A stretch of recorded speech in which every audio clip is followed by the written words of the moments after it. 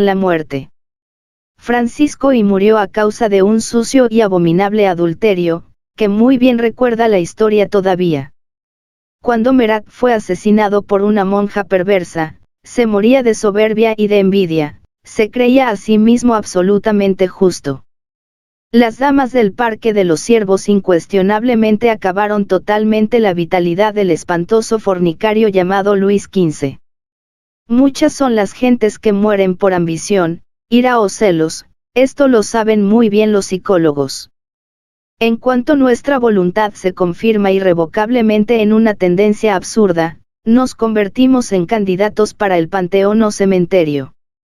Otelo debido a los celos se convirtió en asesino y la cárcel está llena de equivocados sinceros. Capítulo 9. Sucesos personales. Plena autoobservación íntima del mí mismo, resulta inaplazable cuando se trata de descubrir estados psicológicos equivocados. Incuestionablemente los estados interiores equivocados pueden ser corregidos mediante procedimientos correctos. Como quiera que la vida interior es el imán que atrae los eventos exteriores, necesitamos con urgencia máxima inaplazable, eliminar de nuestra psiquis los estados psicológicos erróneos. Corregir estados psicológicos equivocados es indispensable cuando se quiera alterar fundamentalmente la naturaleza de ciertos eventos indeseables. Alterar nuestra relación con determinados eventos es posible si eliminamos de nuestro interior ciertos estados psicológicos absurdos. Situaciones exteriores destructivas podrían convertirse en inofensivas y hasta constructivas mediante la inteligente corrección de los estados interiores erróneos. Uno puede cambiar la naturaleza de los eventos desagradables que nos ocurren, cuando se purifica íntimamente. Quien jamás corrige los estados psicológicos absurdos, creyéndose muy fuerte se convierte en víctima de las circunstancias. Poner orden en nuestra desordenada casa interior es vital, cuando se desea cambiar el curso de una desgraciada existencia. Las gentes se quejan de todo, sufren, lloran, protestan, quisieran cambiar de vida, salir del infortunio en que se encuentran, desafortunadamente no trabajan sobre sí mismas. No quieren darse cuenta las gentes que la vida interior atrae circunstancias exteriores y que si estas son dolorosas se debe a los estados interiores absurdos. Lo exterior es tan solo el reflejo de lo interior, quien cambia interiormente origina un nuevo orden de cosas. Los eventos exteriores jamás serían tan importantes, como el modo de reaccionar ante los mismos. Permanecisteis sereno ante el insultador, recibiste con agrado las manifestaciones desagradables de vuestros semejantes. ¿De qué manera reaccionasteis ante la infidelidad del ser amado? Te dejaste llevar por el veneno de los celos, mataste, estáis en la cárcel. Los hospitales, los cementerios o panteones, las cárceles, están llenos de sinceros equivocados que reaccionaron en forma absurda ante los eventos exteriores. La mejor arma que un hombre puede usar en la vida, es un estado psicológico correcto. Uno puede desarmar fieras y desenmascarar traidores, mediante estados interiores apropiados. Los estados interiores equivocados nos convierten en víctimas indefensas de la perversidad humana. Aprended a enfrentaros ante los sucesos más desagradables de la vida práctica con una actitud interior apropiada. No os identifiquéis con ningún acontecimiento, recordad que todo pasa, aprended a ver la vida como una película y recibiréis los beneficios. No olvidéis que acontecimientos sin ningún valor podrían llevaros a la desgracia, si no elimináis de vuestra psiquis los estados interiores equivocados. Cada evento exterior necesita, incuestionablemente del billete apropiado, es decir, del estado psicológico preciso. Capítulo X. Los diferentes yoes. El mamífero racional equivocadamente llamado hombre, realmente no posee una individualidad definida. Incuestionablemente esta falta de unidad psicológica en el humanoide, es la causa de tantas dificultades y amarguras. El cuerpo físico es una unidad completa y trabaja como un todo orgánico, a menos de estar enfermo. Empero, la vida interior del humanoide en modo alguno es una unidad psicológica. Lo más grave de todo esto, a despecho de lo que digan las diversas escuelas de tipo pseudo-esotérico y pseudo-ocultista, es la ausencia de organización psicológica en el fondo íntimo de cada sujeto. Ciertamente en tales condiciones, no existe trabajo armonioso como un todo, en la vida interior de las personas. El humanoide, respecto de su estado interior, es una multiplicidad psicológica, una suma de yous. Los ignorantes ilustrados de esta época tenebrosa, le rinden culto al yo, lo endiosan, lo ponen en los altares, lo llaman alter ego, yo superior, yo divino, etcétera, etcétera, etcétera. No quieren darse cuenta los sabiondos de esta edad negra en que vivimos, que yo superior o yo inferior, son dos secciones del mismo ego pluralizado. El humanoide no tiene ciertamente un yo permanente sino una multitud de diferentes yous infrahumanos y absurdos. El pobre animal intelectual equivocadamente llamado hombre, es semejante a una casa en desorden donde en vez de un amo, existen muchos criados que quieren siempre mandar y hacer lo que les viene en gana. El mayor error del pseudo-esoterismo y pseudo-ocultismo barato, es suponer que los otros poseen o que se tiene un yo permanente e inmutable sin principio y sin fin.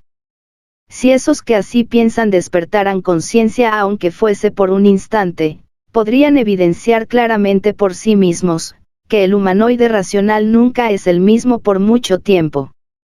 El mamífero intelectual desde el punto de vista psicológico, está cambiando continuamente. Pensar que si una persona se llama Luis es siempre Luis, resulta algo así como una broma de muy mal gusto.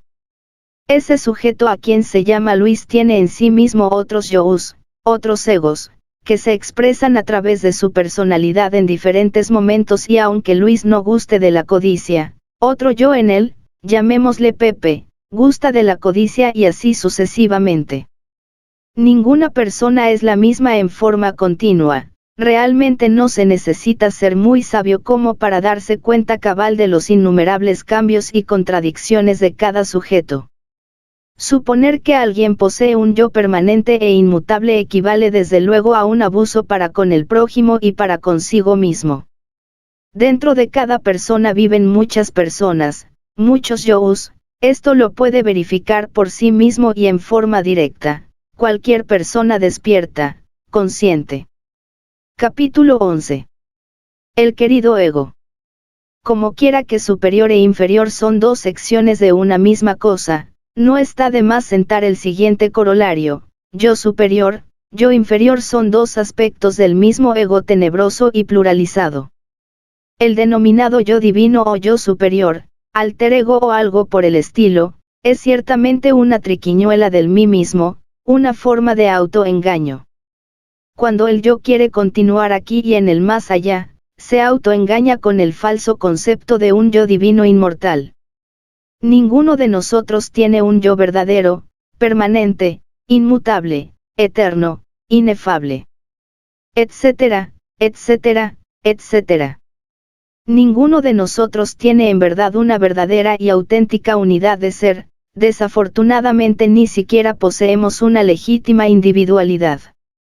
El ego, aunque continúa más allá del sepulcro, tiene sin embargo un principio y un fin. El ego, el yo, nunca es algo individual, unitario, unitotal. Obviamente el yo es yoes. En el Tíbet oriental a los yoes se les denominan agregados psíquicos o simplemente valores, sean estos últimos positivos o negativos. Si pensamos en cada yo como una persona diferente, podemos aseverar en forma enfática lo siguiente: dentro de cada persona que vive en el mundo, existen muchas personas. Incuestionablemente dentro de cada uno de nosotros viven muchísimas personas diferentes, algunas mejores, otras peores. Cada uno de estos yous, cada una de estas personas lucha por la supremacía, quiere ser exclusiva, controla el cerebro intelectual o los centros emocional y motor cada vez que puede, mientras otro lo desplaza. La doctrina de los muchos yous fue enseñada en el Tíbet oriental por los verdaderos clarividentes, por los auténticos iluminados. Cada uno de nuestros defectos psicológicos está personificado en tal o cual yo. Como quiera que tenemos millares y hasta millones de defectos, ostensiblemente vive mucha gente en nuestro interior. En cuestiones psicológicas hemos podido evidenciar claramente que los sujetos paranoicos, ególatras y mitómanos por nada de la vida abandonarían el culto al querido ego. Incuestionablemente tales gentes odian mortalmente la doctrina de los muchos yous. Cuando uno de verdad quiere conocerse a sí mismo, debe autoobservarse y tratar de conocer los diferentes yous que están metidos dentro de la personalidad. Si alguno de nuestros lectores no comprende todavía esta doctrina de los muchos yous, se debe exclusivamente a la falta de práctica en materia de autoobservación. A medida que uno practica la autoobservación interior, va descubriendo por sí mismo a muchas gentes, a muchos yous, que viven dentro de nuestra propia personalidad.